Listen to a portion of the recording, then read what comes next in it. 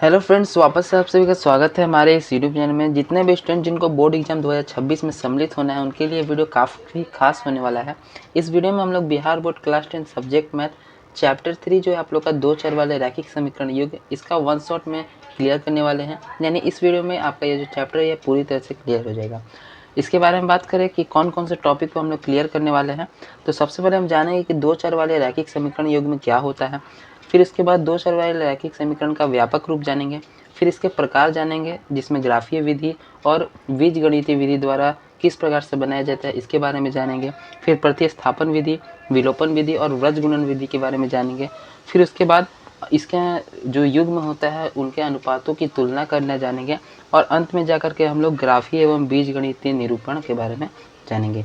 इन सभी टॉपिक के बाहर आपके बोर्ड एग्जाम में नहीं आने वाला है, इसलिए आप ये वीडियो देख लेते हैं तो आपको कोई और वीडियो नहीं देखना पड़ेगा चैप्टर 3 के लिए। यदि वीडियो पसंद आता है तो आप वीडियो को लाइक कर सकते हैं और चैनल पर नए हैं तो आप चैनल को सब्सक्राइब कर सकते हैं, क्योंकि हम day by day chapter 1, chapter 2, chapter 3 इस प्रकार करके प्रत्येक चैप्टर का वन शॉट लेकर के आ रहे हैं और आने भी वाले हैं। इसके पहले वाले वीडियोज़ में हमने चैप्टर 1 और चैप्टर 2 का वन शॉट क्लियर कर दिया है। यदि आपने वह वीडियो नहीं देखा है तो डिस्क्रिप्शन में आपको वीडियो का लिंक मिल जाएगा, वहाँ से देख सकते हैं।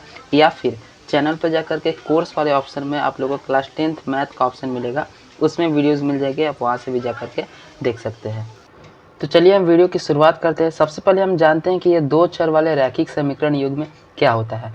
तो इस चैप्टर का इतना बड़ा नाम है कि यदि आप इस नाम के प्रत्येक शब्द के बारे में समझ जाइएगा तो आप समझ जाइएगा कि इस चैप्टर में आप लोगों को किस विषय पर अध्ययन करना है। तो इनके शब्द को हम तोड़ तोड़ के समझाने की कोशिश करते हैं।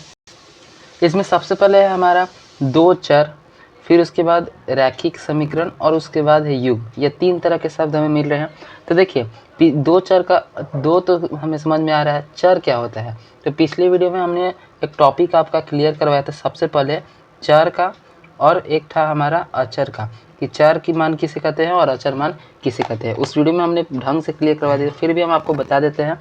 चर मान वैसे मान होते हैं जो समय पर बदलते रहते हैं, उसको चर मान कहते हैं। मतलब इसके अंतर्गत आ जाएगा ए, बी, सी से लेकर के अल्फ़ाबेट के कोई भी इसमें अक्षर आ जाएगा, कोई भी अल्फ़ाबेट आ जाएगा चर मान में, क्योंकि इनका मान बदल सकता है। मतलब ए की जगह पे हम 1 रख सकते हैं, 2 रख सकते हैं, 3 रख सकते हैं, इस प्रकार से। लेकिन अचर मान वैसे मान होते हैं जो कभी बदलते नहीं हैं। जैसे में हमारा कोई भी डिजिट हो जाएगा 1, 2, 3, 4, 5, 4, 6, इस प्रकार से कोई भी डिजिट आप लिख दीजिएगा तो वह डिजिट आप लोग का अचर मान हो जाएगा। यह एक निश्चित मान है, इनमें चेंजिंग नहीं हो सकता है। तो इस चैप्टर में हम लोग को चर मान के बारे में समझना है, यानी कि एक अल्फ़ाबेट के बारे में समझना है, लेकिन 2 अल्फ़ाबेट के बारे में समझना है। यानी कि हम लोग को कोई भी क्वेश्चन मिलेगा तो उसमें 2 ठे अल्फ़ाबेट होंगे, ठीक है। इतना समझ में आ गया। उसके बाद रैखिक समीकरण क्या होता है। तो देखिए पिछली वीडियो में हमने आपको बताया था कि जो बहुपद होते हैं उनको 3 प्रकार से बांटा जाता है घात के आधार पर। एक होता है एक घाती, एक होता है द्विघाती, एक होता है त्रिघाती। कौन कौन सा? एक घाती, दूसरा हमने बताया था द्विघाती, द्विघाती और तीसरा हमने बताया था त्रिघाती। त्रिघाती बहुपद, बहुपद को हमने घात के आधार पर 3 भाग में डिवाइड किया था। और ये जो एक घाटी बहुपद था इसी को हम लोगों ने कहा था कि इसी को रैखिक बहुपद भी कहते हैं। रैखिक बहुपद या एक घाती बहुपद वैसे बहुपद होते हैं जिनका अधिकतम घात 1 होता है, मतलब इनका अधिकतम पावर 1 होगा। जैसे कि हम लोग कोई भी एग्जाम्पल ले लेते हैं, 5x + y। यहाँ पे 5 का भी पावर 1 है और y का भी पावर 1 है, यानी इसमें अधिकतम जो पावर है यह 1 है, इसलिए यह कौन सा बहुपद होगा? तो यह एक रैखिक बहुपद होगा। द्विघात बहुपद हमने बताया था कि जिसका अधिकतम घात 2 हो, और त्रिघात बहुपद जिसमें अधिकतम घात 3 हो। तो द्विघात बहुपद और त्रिघात बहुपद के बारे में इस वीडियो में हम लोग को नहीं पढ़ना है। हम लोग को इस वीडियो में केवल एक घात बहुपद के बारे में जानना है, यानी कि रैखिक बहुपद के बारे में जानना है। लेकिन आप लोग पूछिएगा कि हम बार बार बहुपद बोल रहे हैं और यहाँ पे समीकरण लिखा हुआ है, तो बहुपद और समीकरण में क्या अंतर होता है। तो चलिए जान लेते हैं हम लोग क्या होता है बहुपद और क्या होता है समीकरण। समीकरण, तो देखिए बहुपद और समीकरण कोई बड़ा चीज़ नहीं है, एकदम थोड़ा सा का अंतर रहता है इसमें। देखिए एग्जाम्पल में हम लोग बहुपद किस हमने पिछली वीडियो में हम आपको बताया था कि जब चर और अचर मान साथ में मिल करके कोई संख्या बनाते हैं, कोई पद बनाते हैं, उसको हम लोग बहुपद कहते हैं। जैसे कि हम लोग एग्जाम्पल ले लेते हैं 4x² + 3y + प्लस 4, कुछ भी एग्जाम्पल ले लिए हम, तो यह हमारा बहुपद हो गया। ठीक, अब जब यह बहुपद हो गया तो समीकरण किसको कहेंगे? तो जब इस 4x² प्लस 3y प्लस 4 में के बराबर में हम लोग 0 लिख देंगे तो यह हमारा समीकरण बन जाएगा। यह बहुत बड़ा टॉपिक नहीं है, बहुत ही छोटा चीज़ है, लेकिन इन छोटा चीज़ पे ही आपका क्वेश्चन पे बहुत ही ज़्यादा असर पड़ता है। क्योंकि आपके बोर्ड एग्जाम में चैप्टर 2 में हमने आपको बताया था कि किस प्रकार से आप कोई शून्यक दिया है तो बहुपद ज्ञात कर सकते हैं। तो उसमें यदि आपको बहुपद ज्ञात करने को कहा जाएगा, कहीं भी बहुपद ज्ञात करने को कहा जाएगा, तो आपको केवल यह फॉर्मेट लिखना है। जब तक समीकरण नहीं कहा जाएगा तब तक आप लोग को बराबर में 0 नहीं लगाना है। जब समीकरण कहेगा समीकरण ज्ञात करने को, तो वैसी स्थिति में आप लोग को बराबर में 0 रखना है। तो आशा करते हैं कि बहुपद और समीकरण में आप लोग को अंतर समझ में आ गया होगा। इस चैप्टर में हम लोग को रैखिक समीकरण के बारे में पढ़ना है, यानी कि हर जगह बहुपद के बराबर में 0 रहेगा। ठीक, तो दो चर के बारे में भी हमने समझ लिया कि 2 ठे चर रहेगा, यानी 2 ठे अल्फ़ाबेट के अक्षर रहेंगे। रैखिक समीकरण रहेगा, यानी उसका अधिकतम घात 1 होगा। युग्म का मतलब होता है जोड़ा, यानी इसमें जो समीकरण हम लोग पढ़ेंगे वह अकेला हम लोग को नहीं मिलेगा, हमेशा पेयर के साथ मिलेगा, यानी जोड़े के साथ मिलेगा। जैसे एग्जाम्पल में हम लोग ले लेते हैं, जिस प्रकार का यह जो चैप्टर का नाम है उसके अनुसार एक एग्जाम्पल हम लोग ले लेंगे। एग्जाम्पल हम लोग को कैसा लेना है? एग्जाम्पल ऐसा लेना है जिसमें 2 ठे चर आना चाहिए, जो समीकरण हम लोग बनाएंगे वो रैखिक होना चाहिए और समीकरण 2 ठे होना चाहिए। ठीक है, हम लोग ले लेते हैं कोई भी एग्जाम्पल, जैसे ले लेते हैं 2x माइनस 3y माइनस 9 और बराबर में 0। बराबर में 0 हमने इसलिए रखा क्योंकि समीकरण कहाँ लेना है, इसका अधिकतम घात यहाँ भी 1 है, यहाँ भी 1 है, तो अधिकतम घात 1 है, इसलिए यह रैखिक समीकरण हो गया। और 2 चर कह रहा था तो एक ठे x ले लिया, एक ठे y ले लिया हमने, तो 2 चर भी इसमें हो गया। ठीक है, अब चूंकि युग्म कह रहा है तो हमको इस तरह का एक और लेना होगा बहुपद, तो हम लोग ले लेंगे 4x प्लस 6y माइनस 8 बराबर 0। तो इस प्रकार का क्वेश्चन आपको इस पूरे चैप्टर में पढ़ना पड़ेगा, जिसमें अधिकतम घात 1 रहेगा, बराबर में 0 रहेगा और हमेशा जो समीकरण रहेंगे वह साथ में जोड़ा में रहेंगे, यानी 2 समीकरण एक साथ आप लोग को पढ़ने को मिलेगा। तो आशा करते हैं कि ये जो चैप्टर है, ये क्या कहना है, इस चैप्टर में हम लोग को क्या पढ़ना है, इसके बारे में तो आप लोग को 100% क्लियर हो गया होगा। तो 2 चर वाले रैखिक समीकरण युग्म के बारे में यदि आपने ढंग से समझ लिया, तो अब इसमें हमने जैसे कि आपको बताया था कि इसका व्यापक रूप के बारे में भी आप लोग को पढ़ना पड़ेगा। तो चलिए हम लोग जान लेते हैं 2 चर वाले रैखिक समीकरण के व्यापक रूप के बारे में। तो यदि आपने चैप्टर 2 नहीं पढ़ा होगा तो बहुत सारे लोगों को नहीं समझ में आ रहा होगा कि व्यापक रूप क्या होता है। तो व्यापक रूप किसी भी चीज़ का लिखने का ढंग को हम लोग व्यापक रूप कहते हैं। मतलब कोई भी जो भी चीज़ के बारे में हम लोग पढ़ रहे हैं वो किस प्रकार से लिखाएगा उसको व्यापक रूप कहते हैं। जैसे कि हम लोग इसको लिखें, यही इसका ढंग है, लेकिन यह ढंग हमेशा एक ही फॉर्मेट में अप्लाई होगा, जिसके बारे में हम लोग को अभी जानना है। यह किस प्रकार का रहता है व्यापक रूप? तो व्यापक रूप रहता है आप लोग का ए के साथ x रहेगा। देखिए a जो यहाँ पे हम लोग लिए हैं यह कोई भी संख्या हो सकती है, मतलब कि यह अचर मान है। ठीक है, मतलब 1 2 3 4 कोई भी संख्या हो सकती है a। और जो x रहेगा यह कोई चर मान है, यानी कि अल्फ़ाबेट का कोई भी अक्षर है। यहाँ पे हम चाहे तो x की जगह पे कोई और भी संख्या ले सकते हैं, लेकिन समझने के लिए मेनली x का ही प्रयोग किया जाता है, x और y का चर मान के रूप में। ठीक, तो ax प्लस में फिर उसके बाद by प्लस सी। यहाँ पे ए बी सी क्या है हम लोग साइड में लिख भी देते हैं। यहाँ ए कॉमा बी कॉमा सी, ए कॉमा बी कॉमा सी क्या है? तो अचर मान है, अचर मान है। अचर मान या वास्तविक संख्या भी आप इसको कह सकते हैं। वह ये जो एक्स वाई क्या है हमारा, एक्स कॉमा वाई चर मान है, चर मान है। यह चीज़ हम केवल आपके समझने के लिए लिखे हैं, इसका कोई लिखने का ज़रूरत नहीं है। ठीक, तो A X plus B Y plus C हो गया हमारा, इसके बराबर में हम लोग को 0 रखना पड़ेगा। स्टार्टिंग में ही हमने आपको बताया था कि समीकरणों के बारे में इसमें हम लोग को पढ़ना है। तो ये तो एक ठे हो गया। अब हमने स्टार्टिंग में आपको बताया कि युग्म के बारे में पढ़ना है, यानी कि हमेशा 2 ठे साथ में रहेगा। तो अब 2 ठे साथ में रहेगा तो फिर से इसी चीज़ को हम लोग लिखेंगे A X plus B Y plus C बराबर 0। अब देखिए हम लिख तो दिए दोनों साथ में, लेकिन दोनों वैल्यू एक ही जैसा लग रहा है। तो दोनों वैल्यू एक जैसा तो कभी नहीं रहेगा, इसलिए हम इसको पहले वाले जो समीकरण है इसमें इसको ए को a1 मान लेंगे बी को B1 मान लेंगे और सी को C1 मान लेंगे। और दूसरे वाले समीकरण में ए को A2 मान लेंगे, बी को B2 मान लेंगे और सी को C2 मान लेंगे। यही फॉर्म व्यापक रूप होता है दो चर वाले रैखिक समीकरण का। A1x plus B1y plus C1 equal to 0, comma A2x plus B2y plus C2 equal to 0। यही है दो चर वाले रैखिक समीकरण का व्यापक रूप। यह आपके एग्जाम में कभी पूछेगा नहीं, लेकिन यह आगे काम करने वाला है, इसको आप लोग को समझ लेना है। आगे हम जब आपको चार्ट बनाएंगे तो उसमें यह चीज़ बहुत ज़्यादा काम करने वाला है। इतना तक यदि समझ में आ गया तो अब हम आगे बढ़ते हैं और दो चर वाले रैखिक समीकरण के प्रकार के बारे में जानते हैं। मतलब दो चर वाला रैखिक समीकरण है, इसको दो प्रकार से हल किया जाता है। एक तो ग्राफीय विधि द्वारा हल किया जाता है, ग्राफीय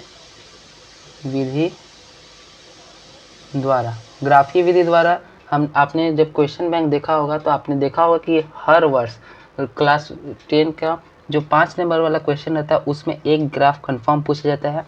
इसलिए जो चैप्टर 3 है ये अपने आप में बहुत इंपॉर्टेंट है, क्योंकि इससे ग्राफ कंफर्म पूछा जाता है 5 नंबर का। तो ये जो ग्राफीय विधि है इसमें मेनली आप लोग को ग्राफ के मदद से ही ये दो चर वाले रैखिक समीकरण सॉल्व किया जाता है। तो हम आपको पहले ही बता दे रहे कि इस वीडियो में हम लोग ग्राफ विधि से हल करना नहीं सीखने वाले हैं, क्योंकि ग्राफ विधि बहुत अच्छा टॉपिक है और यह सेपरेट वीडियो लाइक टॉपिक है। मतलब एक वीडियो में हम चाहेंगे तो यह चैप्टर भी कंप्लीट कर ले और ग्राफ भी ढंग से कंप्लीट कर ले, तो ऐसा नहीं होगा, आपको आधा अधूरा समझ में आएगा। तो ग्राफीय विधि द्वारा हल करने के लिए हम एक सेपरेट वीडियो लाएंगे जिसमें हम दीर्घ उत्तरीय प्रश्न सॉल्व कराएंगे, उसमें रचना, ग्राफ, यह सारा चीज़ कंप्लीट करवा देंगे।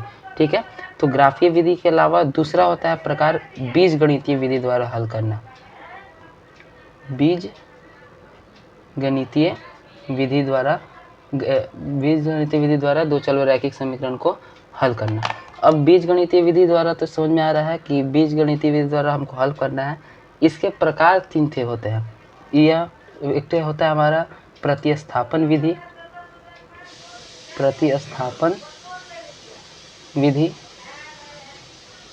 दूसरा हमारा होता है विलोपन विधि,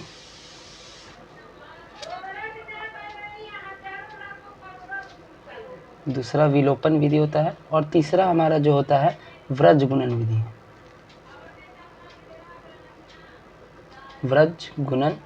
विधि। इसमें देखिए हम जो बीज गणितीय विधि लिखे हैं, यह बीज गणितीय विधि कोई विधि नहीं है, मतलब यह कोई फॉर्मेट नहीं है। इसके अंतर्गत में प्रतिस्थापन विधि और विलोपन विधि और व्रज गुणन विधि आप लोग को सीखना है, और यह तीनों अपने आप में इंपॉर्टेंट टॉपिक है। इनसे 2 नंबर के क्वेश्चन पूछे जाते हैं। ये जो व्रज गुणन विधि है इससे कम क्वेश्चन बनते हैं और ये काफ़ी कम लोगों को भी समझ में आता है। इस पर आप लोग को ज़्यादा ध्यान देने की भी आवश्यकता नहीं है।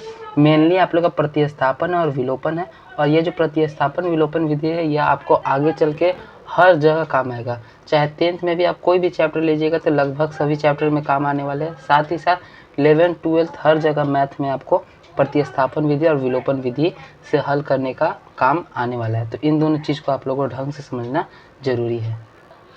तो चलिए बारी बारी से हम लोग जान लेते हैं कि प्रतिस्थापन विधि, विलोपन विधि और व्रज गुणन विधि से कैसे हम लोग क्वेश्चंस को सॉल्व करते हैं। तो चलिए हम लोग जानते हैं प्रतिस्थापन विधि द्वारा कैसे इन क्वेश्चंस को सॉल्व किया जाता है। देखिए प्रतिस्थापन विधि और विलोपन विधि दोनों डिफरेंट है, लेकिन बहुत सारे लोगों को प्रतिस्थापन विधि आसान लगता है और बहुत सारे लोगों को विलोपन विधि आसान लगता है। तो आप लोग सीख लीजिए, जो आप लोग को आसान लगेगा उसी मेथड का उपयोग करके आप एग्जाम में बनाइएगा।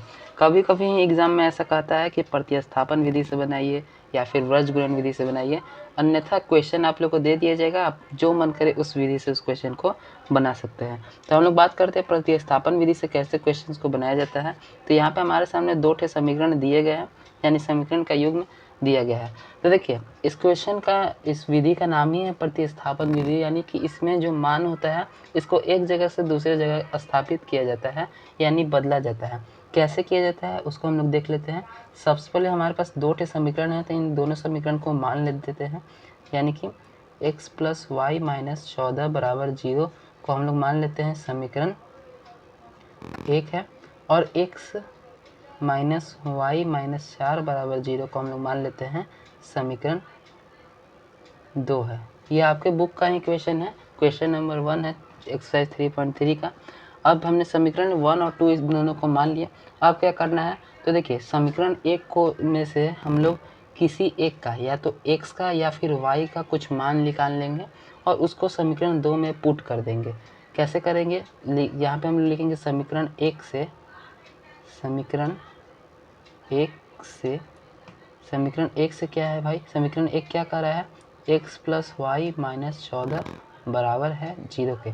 इसमें आप लोग को या तो x का आप मान निकाल सकते हैं, कुछ मान सकते हैं, या फिर y का मान निकाल सकते हैं। तो आपका जो मन करे उसको कर सकते हैं। हम x का लेते हैं, ये आसान रहता है ज़्यादा। तो x को एक साइड छोड़ देंगे, बाकी सारा चीज़ को हम लोग बराबर के उधर भेज देंगे। तो जब 14 माइनस में है तो उधर जाएगा तो प्लस में हो जाएगा, और ये जो y है प्लस में है तो उधर जाएगा तो माइनस में हो जाएगा। तो यहाँ पे हमारे पास x का कुछ मान मिल गया। भले ये मान हमारा आंसर नहीं है, लेकिन कुछ मान हम लोग को x का मिल गया। अब जब x का हम लोग को मान मिल गया तो इस मान को इस समीकरण 2 में हम लोग को पुट कर देना है, यानी समीकरण 2 में इस वैल्यू को हम लोग को रख देना है। तो समीकरण 2 में हम लोग को x की जगह पे 14 माइनस y को रखना है। हम लोग क्या लिखेंगे? x का मान समीकरण 2 में रखने पर, x का मान समीकरण 2 में रखने पर रख देते हैं भाई। हम लोग x की जगह पे क्या रखना है? 14 माइनस y, फिर उसके बाद माइनस y का माइनस y उतर जाएगा और -4 का -4 उतर जाएगा, बराबर में 0। अब हम लोग को सॉल्यूशन करना है। तो जो भी y है, जो अचर मान है, जो चर मान है, उसको एक साइड छोड़ देंगे, जो अचर मान है उसको उस साइड बराबर के उधर में भेज देंगे। तो -y -2y हो जाएगा, माइनस माइनस प्लस होता है इसीलिए, बराबर -4 जो है इधर जाएगा तो +4 हो जाएगा, और ये जो प्लस का 14 है उधर जाएगा तो माइनस का 14 हो जाएगा। अब -2y उसी तरह से हम लोग लिख देंगे, बराबर प्लस -14 करेंगे तो हमारे पास बचेगा माइनस का 10। तो माइनस से माइनस कट जाएगा और 2 के टेबल से ये जो 10 है यह 5 बार में कट जाएगा। तो y का मान हमारा क्या निकल के आएगा? 5। तो यह हमारा y का फाइनल वैल्यू निकल के आ गया। अब तो हमारे पास केवल y का मान निकला है। तो अब चूंकि x का कुछ वैल्यू हमारे पास था, तो इस y का मान इसमें रख के आराम से x का वैल्यू भी निकाल देंगे। हमने स्टार्टिंग में ही आपको बताया था कि प्रतिस्थापन इसका नाम है। इसमें केवल एक मान को दूसरी जगह रख के स्थापित कर के आंसर निकाल लिया जाता है। तो अब हम लोग को y का मान x में रखना है। y का मान, इसको हम लोग समीकरण 3 मान लेते हैं, इससे आसानी होगा। समीकरण 3, ठीक। अब हम लोग क्या लिखेंगे? हम लिखेंगे y का मान समीकरण 3 में रखने पर, y का मान हम लोग समीकरण 3 में रख ले हैं, ठीक है। तो y का मान क्या है भाई? y का मान 5 है। पहले x, समीकरण 3 क्या है? समीकरण 3 है x बराबर 14 माइनस y। तो x बराबर 14 माइनस y की जगह पे क्या रखना है? y की जगह पे हम लोग को 5 रखना है। तो y की जगह पे 5 रख देंगे, बराबर x बराबर 14 में से 5 जगह तो बचेगा 9। इस प्रकार से हमारा x का भी वैल्यू निकल गया और y का भी वैल्यू निकल गया। देखिए ये जो चैप्टर 3 है, इस चैप्टर में फार्मूला कुछ नहीं है, कॉन्सेप्ट है। 2 से 3 से ज़्यादा कॉन्सेप्ट नहीं है। इन 2-3 कॉन्सेप्ट को पढ़ने के बाद जितना ज़्यादा आप लोग प्रैक्टिस करिएगा उतना ही ज़्यादा इस चैप्टर पे आप लोग पकड़ बना पाइएगा। इसलिए बहुत सारे लोगों का ये चैप्टर फेवरेट भी होता है, क्योंकि वह इसके कॉन्सेप्ट को समझ के ज़्यादा प्रैक्टिस किए हैं। यदि आप ज़्यादा प्रैक्टिस करिएगा तो यह सब आपको आराम से समझ में आ जाएगा। तो प्रतिस्थापन विधि से मेनली इसी प्रकार के क्वेश्चंस आपसे पूछे जाएंगे। सिंपल थे, 2 युग में दिया जाएगा समीकरण का, उसको सॉल्व करना होगा। इसके अलावा समीकरणों की तुलना करके हल पूछेगा, तो जिसके बारे में हम लास्ट में जानेंगे। इससे पहले आप देखेंगे बुक में, तो आपके एक्सरसाइज में कुछ वर्ड प्रॉब्लम भी दिए हैं, मतलब कुछ सेंटेंस दिए हैं जिसके अनुसार आपको क्वेश्चन भी खुद बनाना है और आंसर भी खुद लाना है। तो एक क्वेश्चन का उदाहरण देके हम आपको बता देते हैं कि कैसे इस प्रकार के क्वेश्चन को आप हल करेंगे। तो देखिए हम आपको एक्सरसाइज का पहला ही क्वेश्चन का उदाहरण लिए हैं। क्वेश्चन क्या कह रहा है कि 2 संख्या का अंतर 26 है और एक संख्या दूसरी संख्या की 3 गुनी है, तो उन्हें ज्ञात करें। देखिए इस क्वेश्चन में आप लोग को उन्हें ज्ञात करें यानी कि संख्या ज्ञात करने को कहा रहा है, यानी दोनों का मान आप लोगों को ज्ञात करना होगा। और कभी कभी क्वेश्चन पूछा जाता है कि इसका एक समीकरण बना, तो उस स्थिति में आप लोगों को केवल क्वेश्चन बना के छोड़ देना रहता है, जो हम आगे आपको बताएंगे। लेकिन इस टाइप के क्वेश्चन में आप लोगों को आंसर भी निकालना रहता है। तो इस क्वेश्चन में आप लोगों को करना क्या रहता है कोई भी चीज़ का है, क्योंकि हम लोग का 2 चर वाले रैखिक समीकरण है तो हमेशा यहाँ पे संख्या की बात कर रही है, तो हम लोग करेंगे मानेंगे, माना। आप क्वेश्चन मत पढ़िए, खाली देख लीजिए किसका बात हो रहा है। यहाँ पे संख्या का बात हो रहा है तो हम माना पहली संख्या बराबर एक्स हम लोग मान लेंगे। आप एक्स की जगह पे कुछ भी मान सकते हैं, ए बी सी डी कुछ भी, हमने स्टार्टिंग में आपको बताया था। अब यहाँ पे हम लोग संख्या इसीलिए लिए क्योंकि इसमें संख्या हम लोग को ज्ञात करना है। अन्य क्वेश्चन में कहीं कहीं आपको कोण ज्ञात करना होगा, कहीं लंबाई चौड़ाई ज्ञात करना होगा, तो उस अनुसार से आप लोग सबसे पहले पहली संख्या एक्स और दूसरी संख्या बराबर वाई स्टार्टिंग में आप लोग मान लीजिएगा। अब उसके बाद आप लोग को क्वेश्चन क्या कह रहा है उस चीज़ को देखना है। तो यहाँ पे कह रहा है कि दो संख्याओं का अंतर, देखिए कुछ शब्द है जो आप लोग को याद रखना पड़ेगा, इस तरह के क्वेश्चन वर्ड प्रॉब्लम सॉल्व करने में काम आता है। जैसे योग का अर्थ क्या होता है, तो योग का अर्थ होता है जोड़।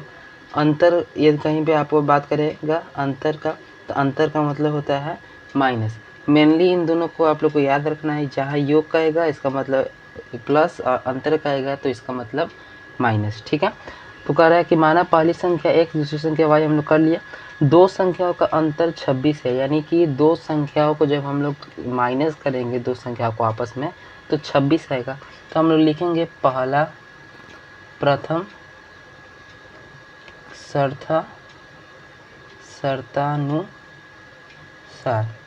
शर्तानुसार, यानी पहला शर्त इन लोग का क्या कह रहा है उसके बारे में हम लोग आगे लिखेंगे। यहाँ पे शर्त अनुसार की जगह पे आप लोग कथना अनुसार कह सकते हैं या फिर प्रश्न से लिख सकते हैं, यह आपके पे डिपेंड करता है। यहाँ पे प्रथम शर्त अनुसार लिखिएगा तो ये समझ में आएगा कि जो क्वेश्चन में शर्त दिया गया है उसके अनुसार हम लोग काम कर रहे हैं। तो पहला शर्त क्या है कि दो संख्याओं का अंतर 26 है। ये दो संख्या हमने क्या माना है, एक्स और वाई, यानी कि एक्स माइनस वाई बराबर है 26। ये हमारा पहला समीकरण बन गया। ठीक है, पहला समीकरण हमारा बन गया। अब हम लोग को दूसरा समीकरण बनाना है, तो द्वितीय शर्त अनुसार मानेंगे। द्वितीय शर्तानुसार दूसरे शर्त क्या कर रहा है उसके अनुसार हम लोग बात करेंगे। उसके बाद क्या करा है कि दो संख्याओं का अंतर 26 है और एक संख्या दूसरी संख्या की 3 गुनी है। एक संख्या दूसरी संख्या की 3 गुनी है।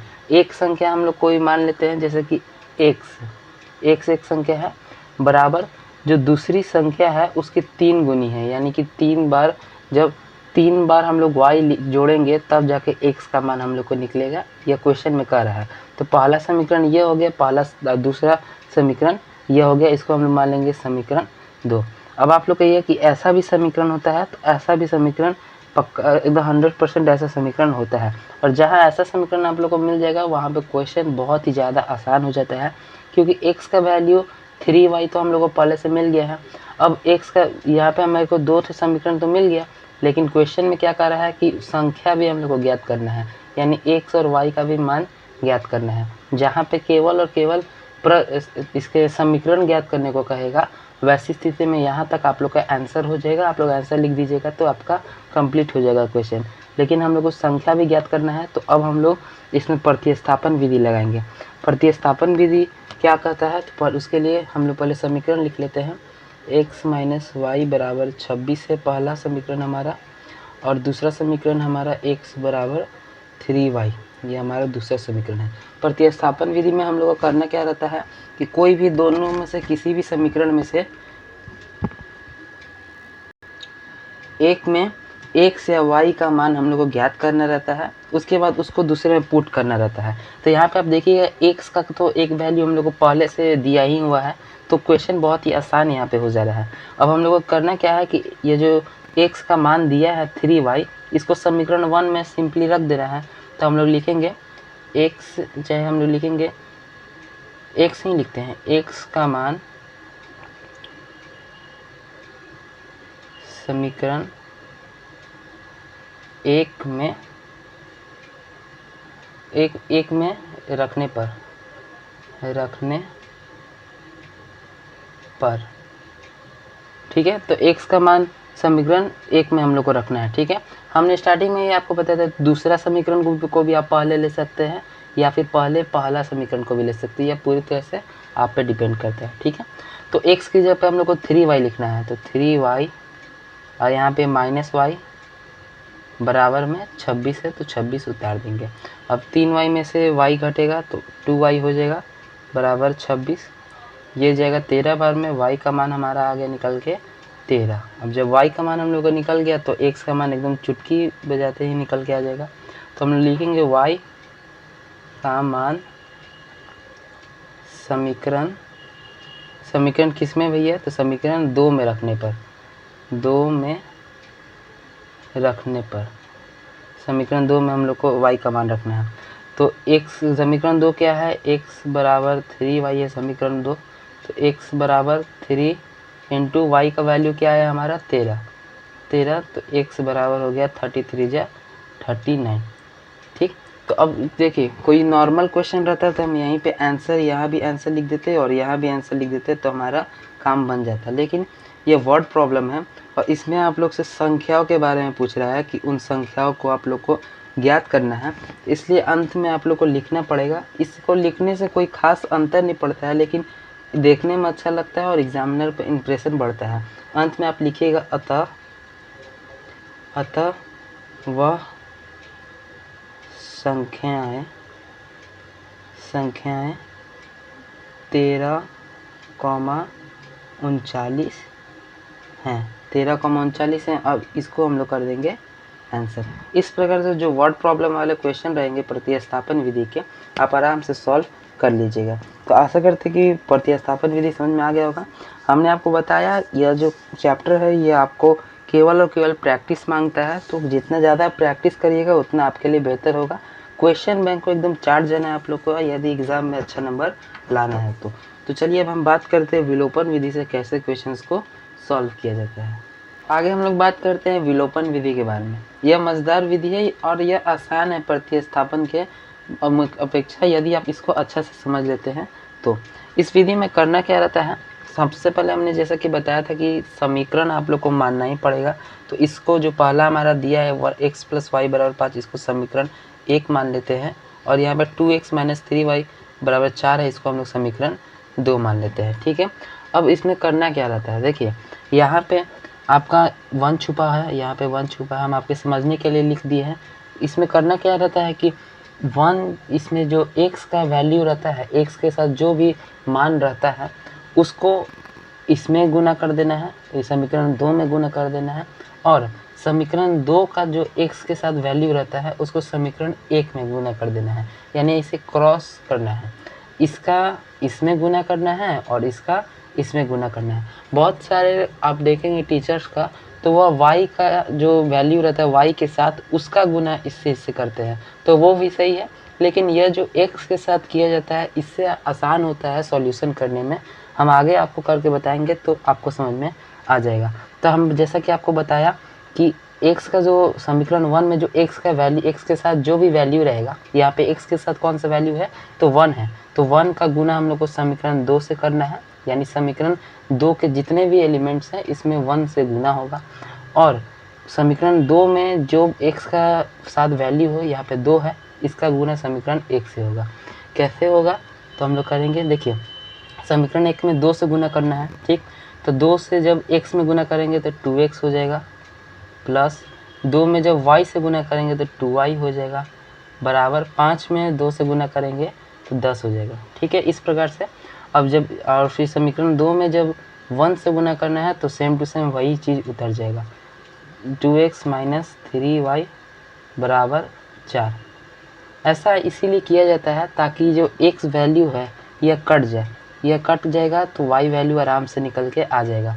या फिर आप जो हमने बताया कि y वाला गुना करेंगे तो उस स्थिति में y को कटाने के लिए किया जाता है ताकि x वैल्यू आराम से निकल के आ जाए। इसीलिए अब करना क्या रहता है कि जो भी नीचे में जो जो सिंबल दिया गया उसका उल्टा हम लोग को मान लेना है। जैसे यहाँ पे कुछ भी नहीं है तो प्लस छुपा हुआ है, प्लस छुपा हुआ तो यहाँ पे हम लोग को माइनस मान लेना है। यहाँ पे माइनस दिख रहा है तो यहाँ पे प्लस मान लेना है, और यहाँ पे प्लस छुपा हुआ है तो माइनस मान लेना है।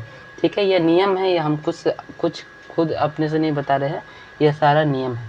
अब यहाँ पे प्लस है, यहाँ पे माइनस है, तो प्लस माइनस कट जाएगा, तो 2x x का मामला सपाट हो गया, यानी x यहाँ से हट गया। अब यहाँ पे भी प्लस है, यहाँ पे भी प्लस है, तो प्लस प्लस प्लस होगा, तो 3y + 2y हो जाएगा 5y बराबर।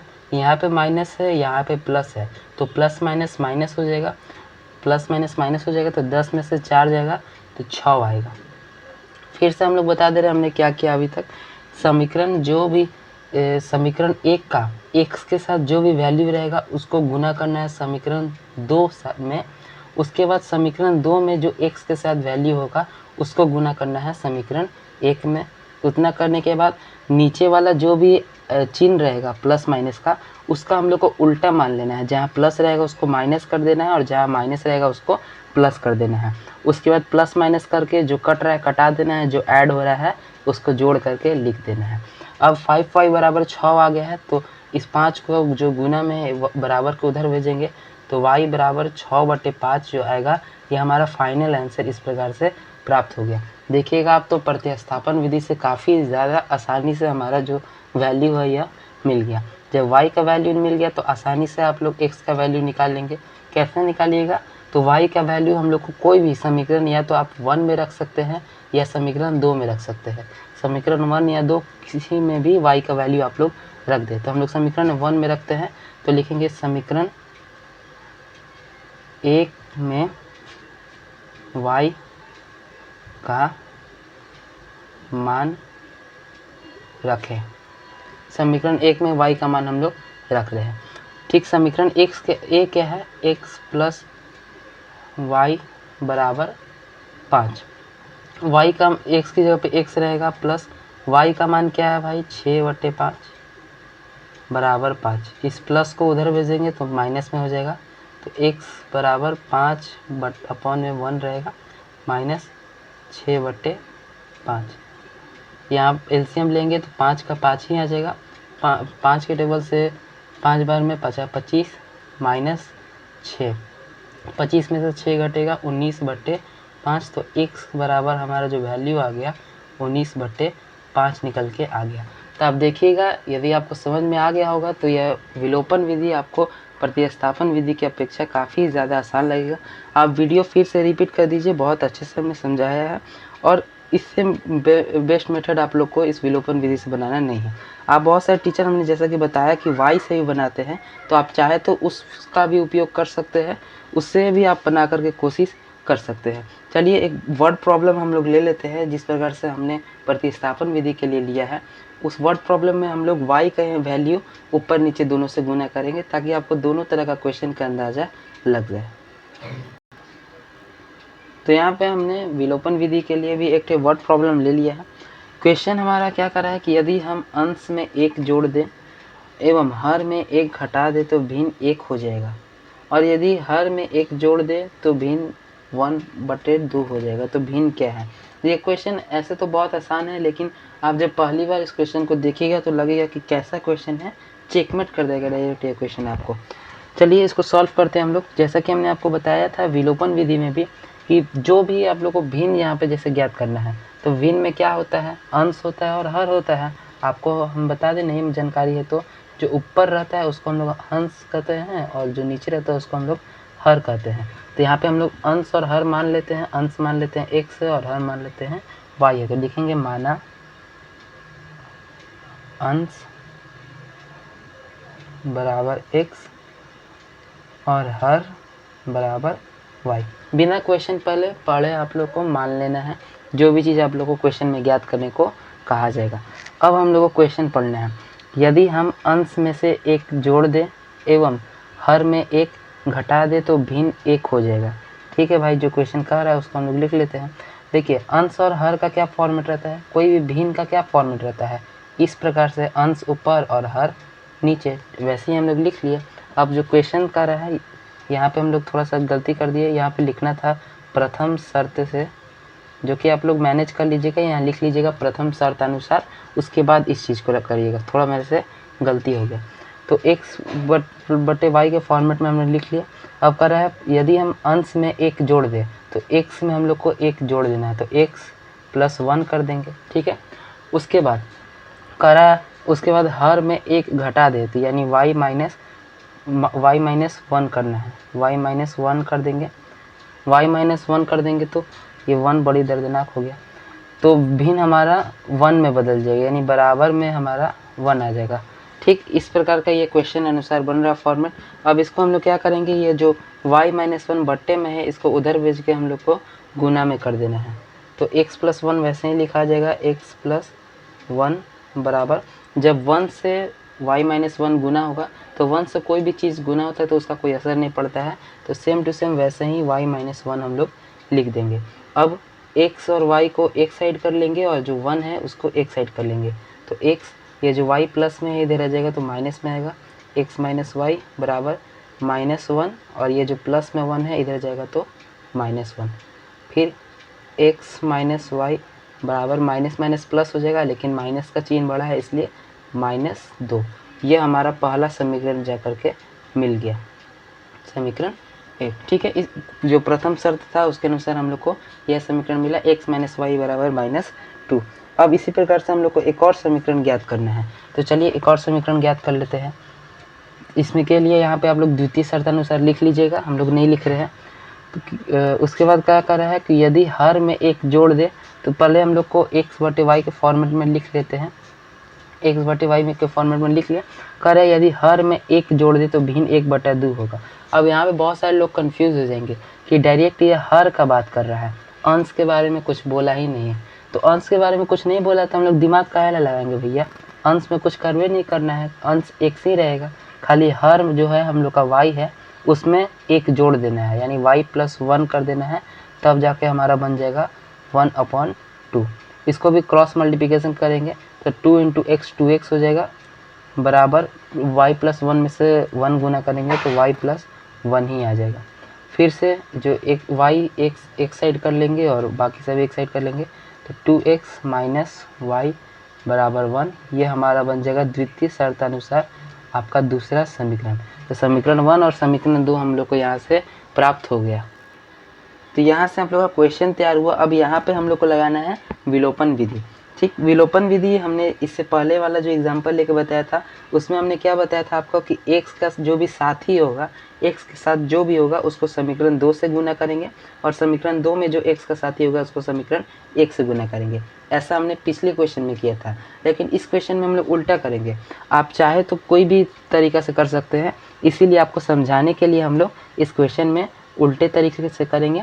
और इसमें हम लोग y का गुना करेंगे, तो यहाँ पे y का गुना 1 है और यहाँ भी y का गुना 1 है, तो हम लोग को कुछ भी गुना करने की आवश्यकता दोनों में नहीं है, डायरेक्ट हम लोग इन दोनों में इक्वेशन करना शुरू कर देते हैं। ठीक है, तो लिख लेंगे x माइनस क्या है हमारा, x माइनस वाई बराबर -2।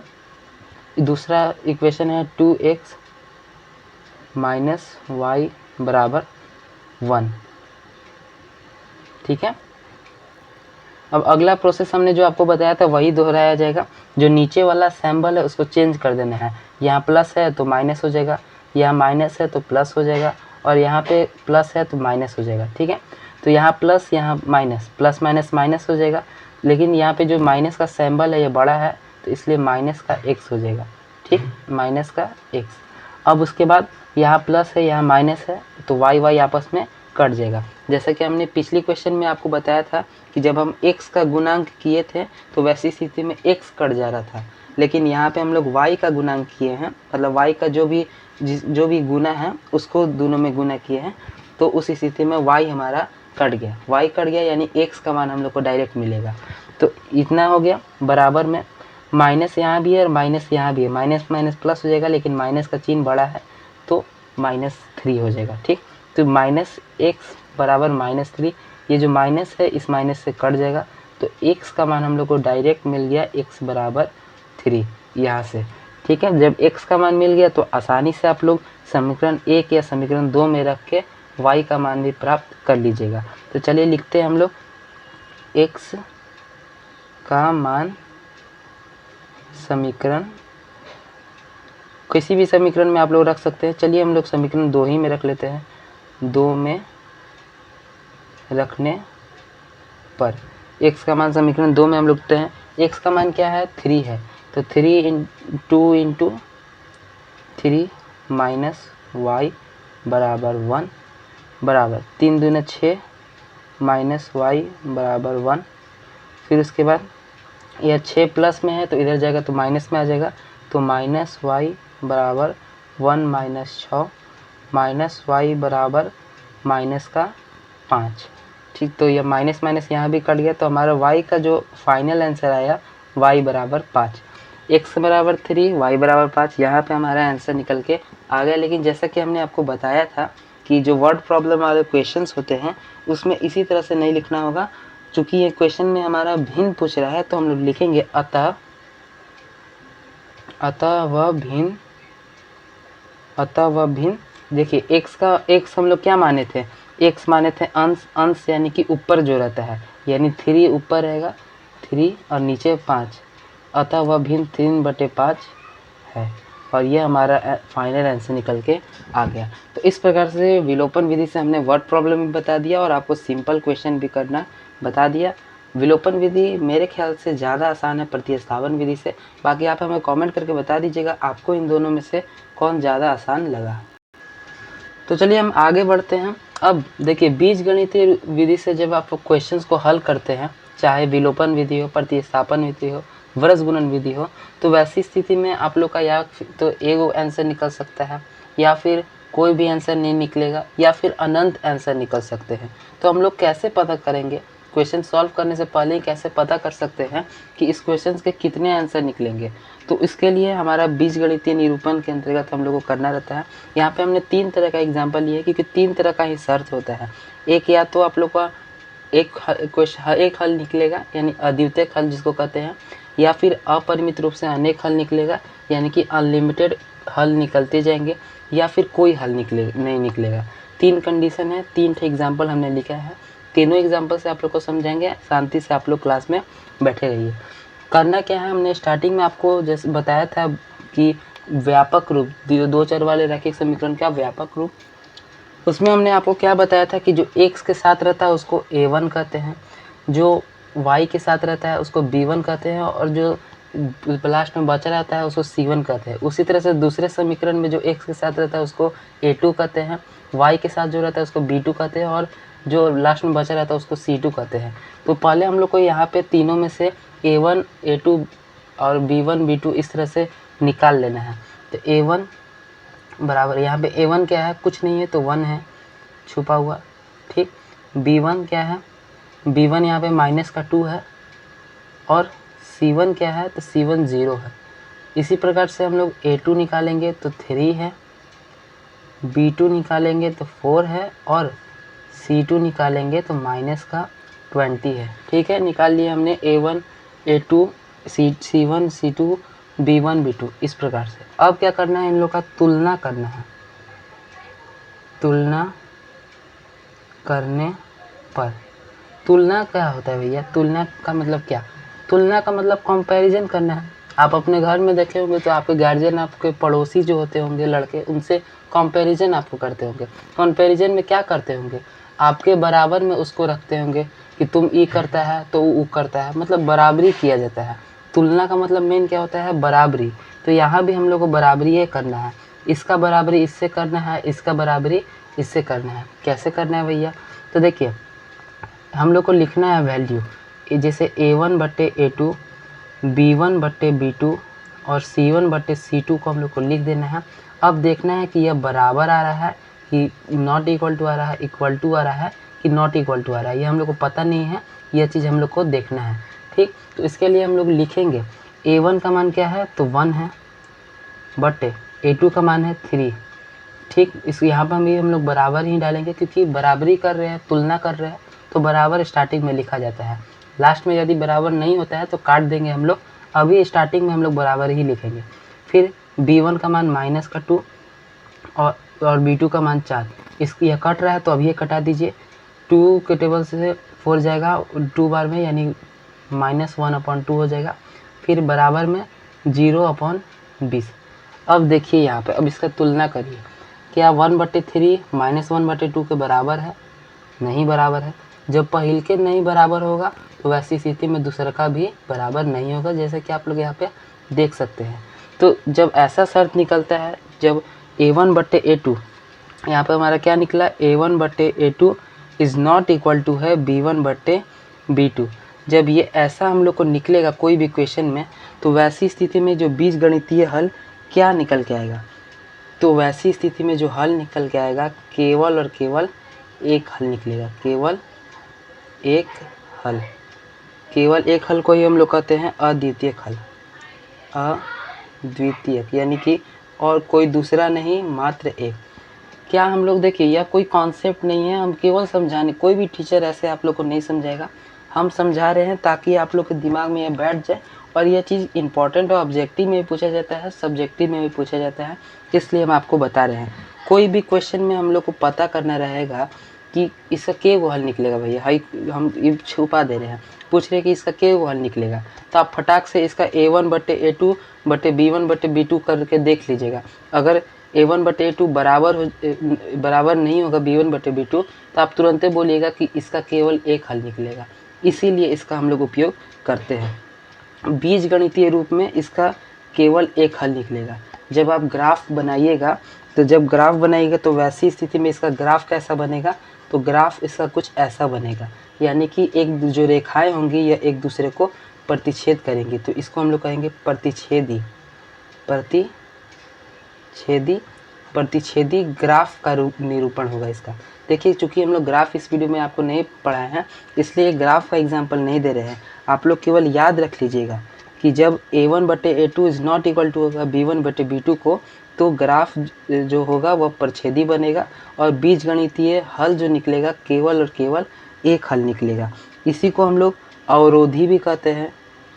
तो यह सब भी क्वेश्चन में अगर पूछ लेगा कि अवरोधी कब बनता है, जब a1/a2 is not equal to होगा b1/b2 को। इसके अलावा इसको ही हम लोग संगत हल भी कहते हैं, संगत हल। तो पूछेगा एग्जाम में कि संगत हल कब निकलेगा, तो जब a1/a2 बराबर होगा b1/b2 का। तो देखिए, इसमें से आप लोग को घर क्या ले जाना है, ये सारा चीज़ हम लोग आपको समझाए, लेकिन घरे क्या ले जाना है, इसमें से केवल और केवल इतना भाग आप लोग को घरे लेकर जाना है। क्या भैया, कि जब a1/a2 is not equal to होगा b1/b2, तो उस स्थिति में जो हमारा हल निकल के आएगा केवल और केवल एक हल निकलेगा, यानी कि अद्वितीय हल रहेगा। और जो उसका ग्राफ बनेगा वो प्रतिच्छेदी बनेगा, अवरोधी बनेगा, और इसका हल संगत हल रहेगा। संगत हल यानी कि एक वैलिड वैल्यू आएगा, मतलब उसका कुछ ना कुछ तो हल निकल के आने ही वाला है। तो यह पहला वाला एग्जाम्पल से हमने 3 से 4 बात निकाल के देख लिया। जो चीज़ आप लोग को कॉपी में नोट डाउन करना है, नोट डाउन तो सारा चीज़ करना है, लेकिन इतना चीज़ को आप लोग को हाईलाइट कर लेना है, इतना चीज़ इंपॉर्टेंट है ऑब्जेक्टिव के लिए भी, सब्जेक्टिव के लिए भी। अब हम बढ़ते हैं नेक्स्ट कंडीशन पे। यहाँ पे हमारे पास दूसरा कंडीशन है, इसमें भी हम लोग को a1 a2 इसका सबका मान निकाल लेते हैं। a1 का मान क्या है, 2 है, a2 का मान क्या है, 4 है, फिर b1 का मान क्या है, 3 है, और b2 का मान क्या है, 6 है, c1 का मान क्या है, -9, और c2 का मान क्या है, -18। अब इनको क्या करना है हम लोग को, वही करे भैया, बराबरी करिए, बराबरी करबे हमरा से, तो करना पड़ेगा यहाँ पे हम लोग को बराबरी दोनों में। चलिए दोनों में बराबरी करते हैं। तो क्या करेंगे हम लोग, a1/a2 लिखेंगे, यानी कि 2/4 लिखेंगे। जो कट जा रहा है हमने बताया कि पहले ही आप लोग कटा दीजिएगा, तो यह 1/2 हो जाएगा, बराबर 3/6, यह भी कट जाएगा, तो यह हमारा यह भी 1/2 आएगा। उसके बाद -18, यह माइनस कट गया, 9/18 भी 1/2 आ गया। तो यहाँ पे आप लोग का फाइनल आउटपुट क्या आया कि a1/a2 भी बराबर है b1/b2 के, और b1/b2 भी बराबर है c1/c2 के। क्या आया, a1/a2 बराबर है b1/b2 और के बराबर है c1/c2, यानी कि यह तीनों चीज़ यहाँ पे बराबर निकला। जब तीनों चीज़ बराबर निकलेगा वैसी स्थिति में क्या हल होगा, आप खुद सोचिए। जब सब चीज़ बराबर निकल गया तो वैसी स्थिति में इसके क्या हल निकलेंगे, अपरिमित रूप से अनेक हल, अपरिमित रूप से अनेक हल। अपरिमित रूप से अनेक हल का मतलब कि इसमें आप लोग कोई भी वैल्यू रखते जाइए, चेंज करते जाइएगा तो इसका नया नया आंसर मिलते रहेगा, अनलिमिटेड आंसर इसका मिलते रहेगा। उसके अलावा इसका जो ग्राफ बन करके आएगा, ग्राफ संपाती बन करके आएगा। संपाती का मतलब क्या होता है भाई? संपाती का मतलब होता है कि जैसे एक ग्राफ, एक ठे रेखा ये हो गया, ठीक, तो दूसर का रेखा एकदम एकरे ऊपर से चल के जाएगा। संपाती का मतलब समझे आप लोग?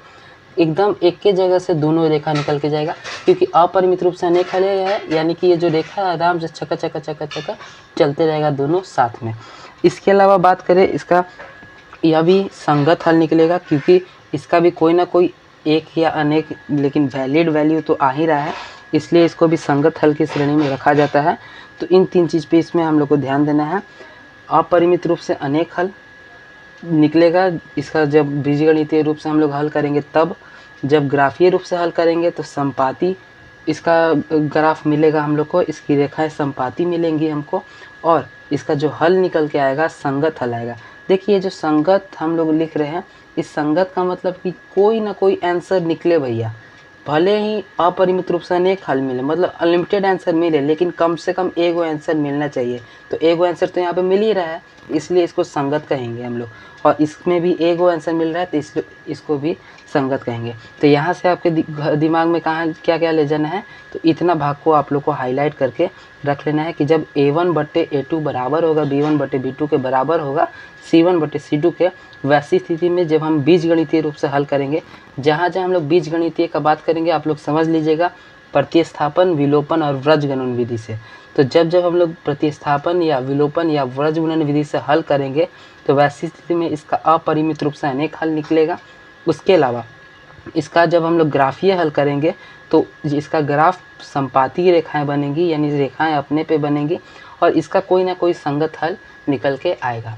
अब हमारा लास्ट कंडीशन है, लास्ट कंडीशन में भी हम लोग लिखेंगे a1 बराबर, यहाँ पे जो 2/4 है इसको हम लोग को कटा सकते हैं, 1/2 यहाँ पे आ जाएगा, फिर बराबर लिखेंगे हम लोग, फिर उसके बाद c1 हमारा -4 है और c2 हमारा -12 है, जो कि माइनस माइनस कट जाएगा और 4 के टेबल से 3 बार में, यानी 1/3 आएगा।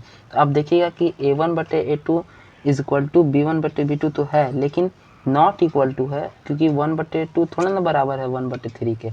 तो यहाँ पे हमारा निकल के क्या आ रहा है कि a1/a2 = b1/b2 is not equal to c1/c2। अब यह हमारा जो तीसरा केस है, तो ऐसी स्थिति में क्या होता है, जब पहला और दूसरा बराबर हो लेकिन तीसरा आपस में बराबर ना हो, तो ऐसी स्थिति में कोई हल नहीं निकल के आता है, कोई हल नहीं निकलेगा। आप बीजगणितीय रूप से निकालिएगा इस क्वेश्चन का हल, तो आपका एक भी कोई भी हल निकल के इस क्वेश्चन का नहीं आएगा। जब इसका आप ग्राफ बनाइएगा, वैसी स्थिति में इसका जो ग्राफ है समांतर रेखाएं बनेंगी।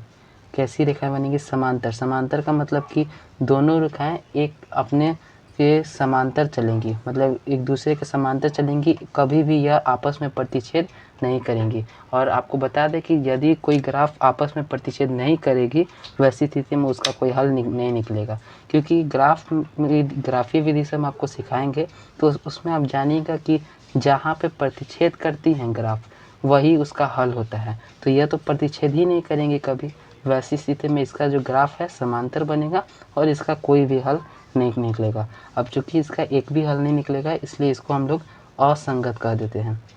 हम लोग स्टार्टिंग वाले दोनों में देखे थे कि इसका एक हल निकल रहा था, इसका अनेक हल निकल रहा था, तो इसको संगत दोनों को कर रहे थे, लेकिन इसका कोई हल नहीं निकलता है, तो इसलिए इसको असंगत कहते हैं। तो आपके बुक का जो यहाँ पे सारणी है, सारणी 3.4, या आप ऐसे पढ़ते तो नहीं समझ में आता, लेकिन हमने जिस प्रकार से आपको समझाया है, इस प्रकार से आपको 100% इस सारणी के बारे में समझ में आ जाएगा कि यह क्या कहना चाह रहा है। यह सारणी यही कहना चाह रहा है, आपको 3 स्थिति दे रहा है, जब a1/a2 बराबर होगा b1/b2 को, वैसी स्थिति में कोई हल, केवल एक हल निकलेगा, जिसको अद्वितीय हल भी कहते हैं। इसका ग्राफ प्रतिच्छेदी बनेगा, इसको अवरोधी भी कहते हैं जिसको हम लोग, और इसका संगत हल जरूर निकलेगा। यह सारा चीज़ आपको ऑब्जेक्टिव के लिए याद रखना है।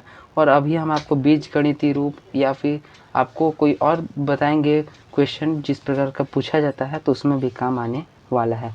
फिर उसके बाद जब A1/A2 बराबर होगा B1/B2 और बराबर होगा C1/C2 के, तब अपरिमित रूप से अनेक हल निकलेगा। रेखाएं जो होंगी संपाती होंगी और यह भी संगत हल प्रस्तुत करेगा। और ये जो A1/A2 इक्वल टू B1/B2 है नॉट इक्वल टू C1/C2 है, तो इसका कोई हल नहीं निकलेगा, यानी इसके जो रेखाएं होंगी ये समांतर होंगी, असंगत हल है हम लोग को बताएगा। तो इस प्रकार से आपको बीजगणितीय निरूपण और ग्राफीय निरूपण समझ में आ गया होगा। और आपका जो सारणी भी दिया गया है बुक का 3.4, ये सारणी भी आपको ढंग से समझ में आ गया होगा। देखिए सारणी में भी एग्जाम्पल वही दिया गया है, A1/A2 का भी मैं यहाँ पे आप लोग देखेंगे तो दिया है। अनुपातों का तुलना किया गया है, जो कि हमने आपको बताया कि जब A1/A2 is not equal to B1/B2 तो वैसी स्थिति में ग्राफ कैसा बनेगा, तो प्रतिच्छेदित करते हुए बनेगा। और बीजगणितीय रूप में कैसा हल निकलेगा, तो केवल एक हल निकलेगा। वैसा ही A1/A2 बराबर है B1/B2 बराबर है C1/C2 के, वैसी स्थिति में ग्राफीय निरूपण कैसा होगा, तो संपाती होंगी रेखाएं और इसका बीजगणितीय रूप से अपरिमित रूप से अनेक हल निकलेगा। और जो अनुपात का तुलना करेंगे तो A1/A2 बराबर होगा B1/B2 के, नहीं बराबर होगा C1/C2 के। वैसी स्थिति में जो ग्राफ बनेगा समांतर बनेगा और इसका बीजगणितीय रूप से कोई भी हल नहीं निकलेगा। तो आशा करते हैं यह कॉन्सेप्ट भी आपको क्लियर हो गया होगा। हमारा अगला और सबसे कठिन थोड़ा आप कहेंगे और हमारा आज का लास्ट का टॉपिक है व्रज गुणन विधि, जो कि विलोपन विधि और प्रतिस्थापन विधि से थोड़ा सा हार्ड है, क्योंकि इसमें कुछ फॉर्मूला होता है जिसको आप लोग को याद रखना पड़ता है, तब जाके यह क्वेश्चन बन पाता है। और इसमें भी अलग अलग टाइप का 3 टाइप का क्वेश्चन होता है व्रज गुणन विधि में, क्योंकि हमने अभी आपको 3 टाइप के बारे में पढ़ाया है। जब कोई क्वेश्चन का अपरिमित रूप से अनेक हल निकले, कोई क्वेश्चन का कोई हल नहीं निकले, या फिर कोई क्वेश्चन का अद्वितीय हल निकले, तो ब्रज गुणन विधि में इन सभी चीज़ों को देख करके क्वेश्चन बनाना रहता है। तो टाइप 1 पे हम लोग चर्चा करेंगे। देखिए ब्रज गुणन विधि को बनाने के लिए सबसे पहले हम लोग को A1 A2 B1 B2 C1 C2 छाट लेना रहता है, मतलब निकाल लेना रहता है। तो हम लोग निकाल लेंगे इसमें से A1 बराबर, A1 क्या है हमारे पास, यहाँ पे कुछ नहीं है तो 1 छुपा हुआ है 1। A2 क्या है हमारे पास, A2 है 3, ठीक है। उसी प्रकार से हमारा B1 क्या है, B1 के बारे में बात करें तो B1 हमारा -3 है, और B2 के बारे में बात करें तो B2 है हमारा -9, ठीक है। फिर उसके बाद C1 के बारे में हम बात करें तो -3 है C1, और C2 का बात करें तो C2 है हमारा -2। यह हमारा A1 A2 B1 B2 C1 C2 निकल के आ गया। अब देखिए ये जो व्रज गुणन विधि होता है, इसमें कोई भी क्वेश्चन होता है उसको करने से पहले आप लोग को समीकरणों की तुलना कर लेना रहता है। तुलना करना हमने आपको अभी सिखाया था कि A1/A2 बराबर B1/B2 बराबर C1/C2 रख के देख लेना रहता है। और व्रज गुणन विधि में वैसे ही क्वेश्चन का सॉल्यूशन निकलता है, वैसे ही क्वेश्चन का हल निकलता है जिसका अद्वितीय हल निकले। अद्वितीय हल मतलब केवल और केवल एक ही हल निकले। जिस क्वेश्चन का एक हल निकलेगा वह उसी पे व्रज गुणन विधि लागू होगा, वह अन्यथा अन्य किसी भी क्वेश्चन पे व्रज गुणन विधि नहीं लागू होगा।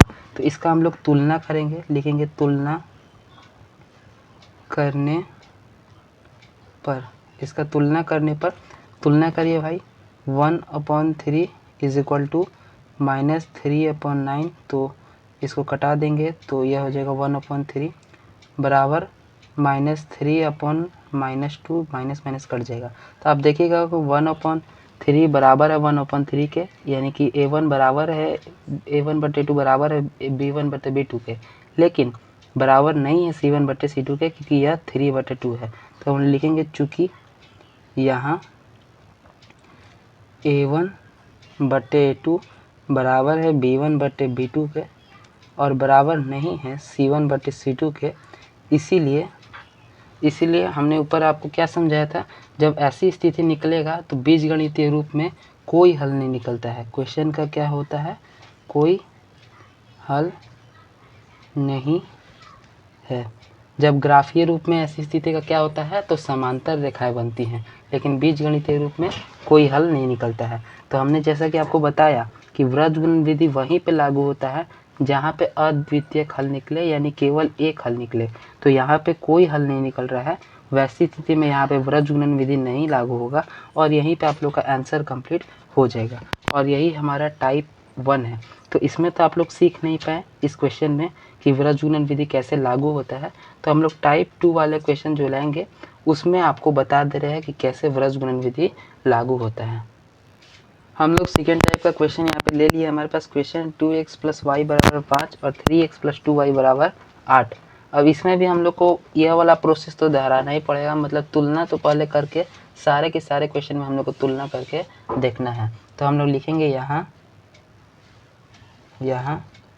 a1 बराबर, a1 का मान 2 है, फिर a1 बराबर, फिर b1 बराबर, b1 का मान यहाँ पे कुछ नहीं है तो 1 लिख देंगे हम लोग 1, और c1 बराबर, c1 का वैल्यू यहाँ पे हमारा हो जाएगा -5। अब आप सोचिए कि -5 क्यों लिख दिए, तो देखिए यह बराबर के उधर में है, बराबर के इधर में जब आएगा तब जाके c का वैल्यू हम लोग को पता चलेगा, और c का वैल्यू तब जाकर के -5 आएगा। इस चीज़ को आप लोग को देखना है। देखिए यह बराबर में के उधर है तो प्लस में है, तो इधर आएगा तो माइनस में हो जाएगा, ठीक है। फिर a2 बराबर 3, b2 बराबर 2 और c2 बराबर, यहाँ भी 8 प्लस में है तो इधर आ जाएगा तो -8 हो जाएगा, ठीक है। अब इसका हम लोग करेंगे तुलना करने पर, तुलना करिए भाई। 2/3 = 1/2 = -5/- का 8, माइनस माइनस कट जाएगा।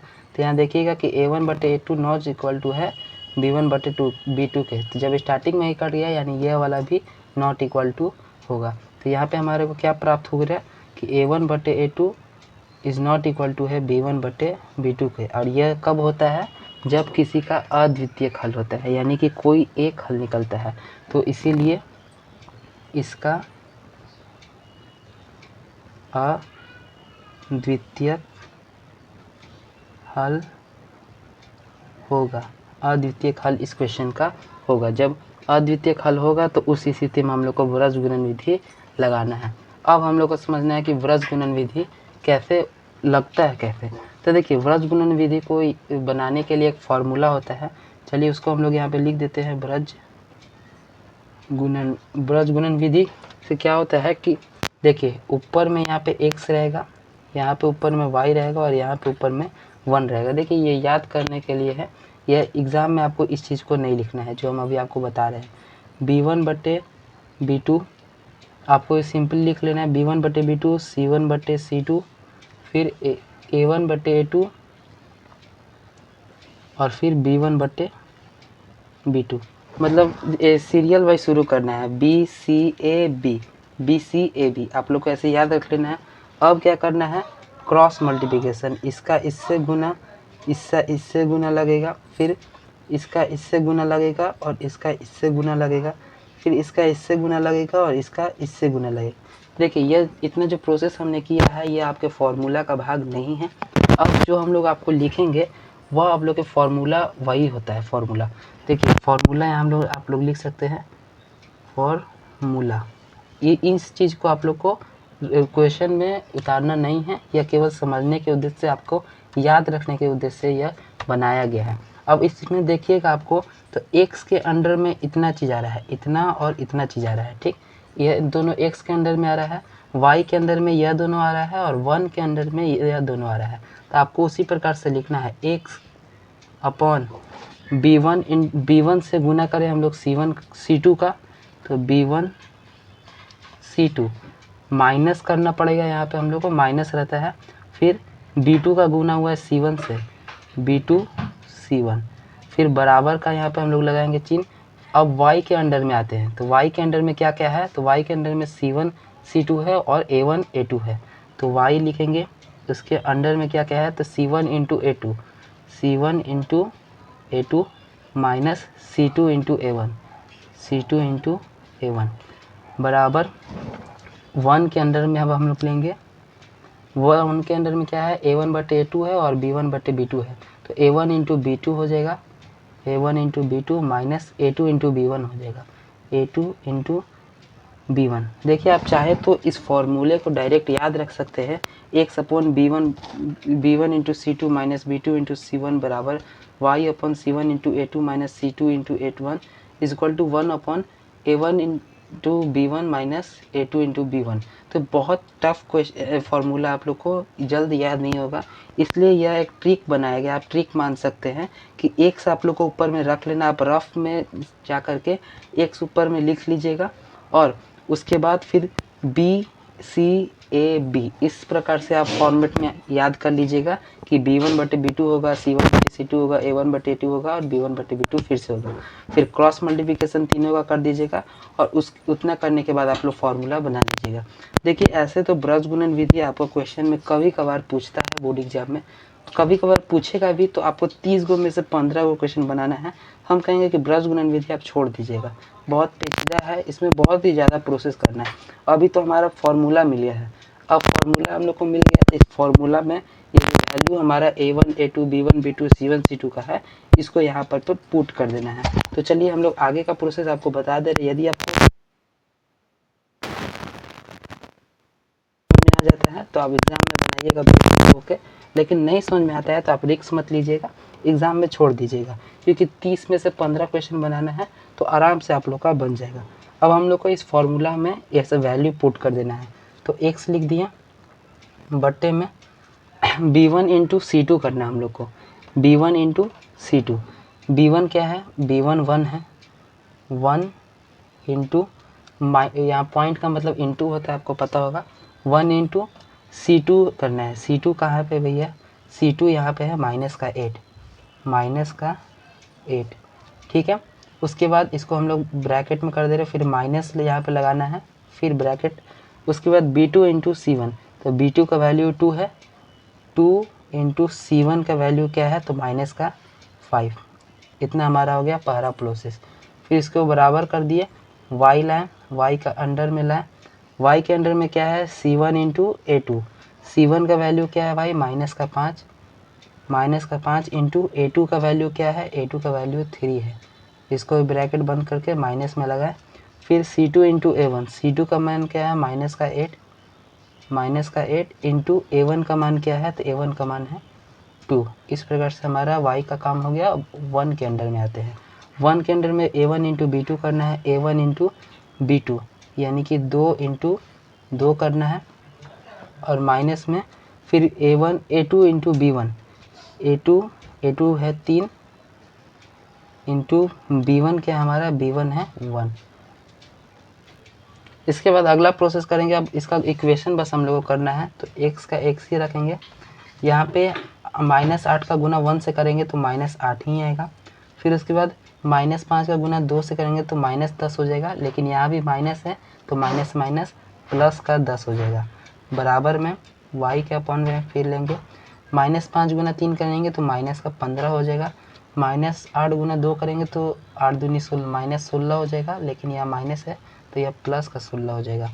बराबर 1 अपॉन में 2 इंटू 2 4 हो जाएगा, और -3 इंटू 1 हो जाएगा 3। ठीक है, इतना हो गया।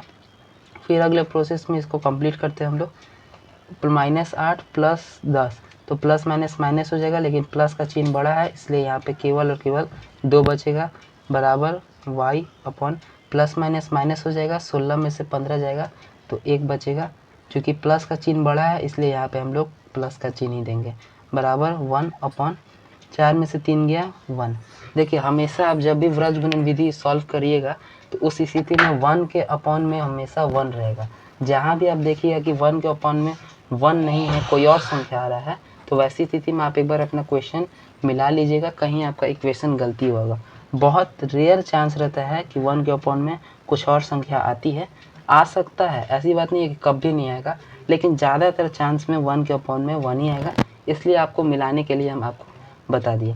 अब क्या करना है, अब करना ये है कि ये जो 1/1 है इसको बारी बारी से इसके साथ भी बांट देना है और इसके साथ भी बांट देना है। कैसे करना है भाई, तो x/2 बराबर 1/1 कॉमा फिर y/1 बराबर 1/1, क्योंकि देखिए x/2 बराबर है y/1 के और y/1 बराबर है 1/1 के।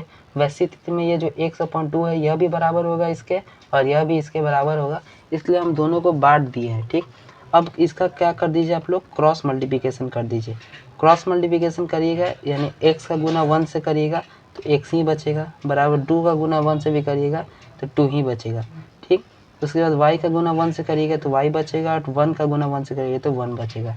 तो फाइनल आप लोग का यही आंसर निकल के आ जा रहा है, x का वैल्यू 2 आ रहा है और y का वैल्यू 1 आ रहा है। देखिए व्रजगुणन विधि हम लोग स्टार्टिंग में आपको बताया था कि विलोपन और प्रतिस्थापन के मुकाबले में थोड़ा टफ है, ज़्यादा नहीं है, आप समझ लीजिएगा तो उतना टफ नहीं है, लेकिन थोड़ा सा टफ है अन्य विलोपन विधि और प्रतिस्थापन विधि से। बाकी अभी हमने टाइप 2 आपको बता दिया, अब हम बात करते हैं टाइप 3 के बारे में। तो देखिए हमने यहाँ पे एग्जांपल लिया है आप लोग के लिए टाइप 3 का, जिसमें हम लोग अब जानेंगे कि जब अपरिमित रूप से अनेक हल होगा कोई क्वेश्चन का, तो वैसी स्थिति में इसका जो व्रजगुणन विधि नहीं लागू होगा, कैसे बनाना है। तो इसमें a1 a2 का हम लोग वैल्यू निकाल लेंगे। तो a1 का वैल्यू यहाँ पे हम लोग देखेंगे तो 3 आ रहा है और a2 का वैल्यू 6 आ रहा है। फिर b1 का वैल्यू हम लोग लेंगे और फिर b2 का वैल्यू लेंगे। तो b1 का मान -5 और b2 का मान -10 आ रहा है। फिर हम लोग लेंगे c1 का वैल्यू और c2 का वैल्यू। तो c1 का वैल्यू देखेंगे तो -20 आएगा और c2 का वैल्यू देखेंगे तो -40 आएगा। अब इसका तुलना हम लोग करेंगे तो लिखेंगे तुलना करने पर इनका तुलना करना हम लोग को 3/6 आएगा, जो कट जाएगा आपस में तो 1/2 आ जाएगा। फिर -5/10 उतारेंगे तो यहाँ पे भी माइनस माइनस कट गया और 5 और 10 1/2 यहाँ भी आगे कट के। फिर -20/-40 उतारेंगे जो कि माइनस माइनस कट जाएगा और 20/40 1/2 यह भी कट जाएगा। तो यहाँ पे हम लोग देखेंगे तो 1/2 1/2 1/2 बराबर आ जा रहा है, यानी a1/a2 बराबर आ रहा है b1/b2 का और बराबर आ रहा है c1/c2 के। ऐसी स्थिति कब उत्पन्न होती है, जब हमारा अपरिमित रूप से अनेक हल होता है तब। तो लिखेंगे अपरिमित रूप से अनेक हल है। जब अपरिमित रूप से अनेक हल होगा तो वैसी स्थिति में हमारा जो व्रजगुणन विधि है यह लागू नहीं होता है, हमारा यहीं तक आंसर जा कर के कंप्लीट हो जाएगा। तो देखिए इस प्रकार से हमारा जो चैप्टर 3 है लीनियर इक्वेशन इन 2 वेरिएबल यानी 2 चर वाले रैखिक समीकरण, इसको हमने पूरी तरह से कंप्लीट कर दिया। अब इसमें कोई भी कॉन्सेप्ट आप लोग का बचा नहीं रह गया। आप इसका पूरी तरह से प्रैक्टिस कर लीजिएगा तो आपके बोर्ड एग्जाम में बहुत ही अच्छा नंबर आप लोग गेन कर पाइएगा। इस चैप्टर में हमने जैसा कि बताया था कॉन्सेप्ट केवल है, 2-3 टे कॉन्सेप्ट आप लोग समझ लीजिएगा तो आपका पूरा का पूरा चैप्टर अच्छा से निकल जाएगा। और इस चैप्टर को अच्छे से पढ़ लेते हैं आप तो 15 से 20 नंबर का क्वेश्चन प्रत्येक वर्ष यहाँ से पूछता है, जो कि आपके लिए बहुत ही अच्छा है बोर्ड एग्जाम की दृष्टि से। तो यदि और आपको वीडियो पसंद आता है तो आप वीडियो को लाइक कर सकते हो और चैनल पर नए हैं तो चैनल को सब्सक्राइब कर लीजिए, ताकि आने वाली वीडियोस का नोटिफिकेशन आपको आगे भी मिलता रहे। और चैप्टर 1 और 2 का जो वन शॉट है उसका भी लिंक आपको डिस्क्रिप्शन बॉक्स में मिल जाएगा। यदि आपने नहीं देखा है तो वहाँ से जा कर के देख सकते हैं, या अन्यथा एक प्लेलिस्ट बना दिया गया है, वहाँ से भी इस वीडियो को आप जा कर के देख सकते हैं। बाकी हम मिलते हैं नेक्स्ट वीडियो में, तब तक के लिए जय हिंद जय भारत।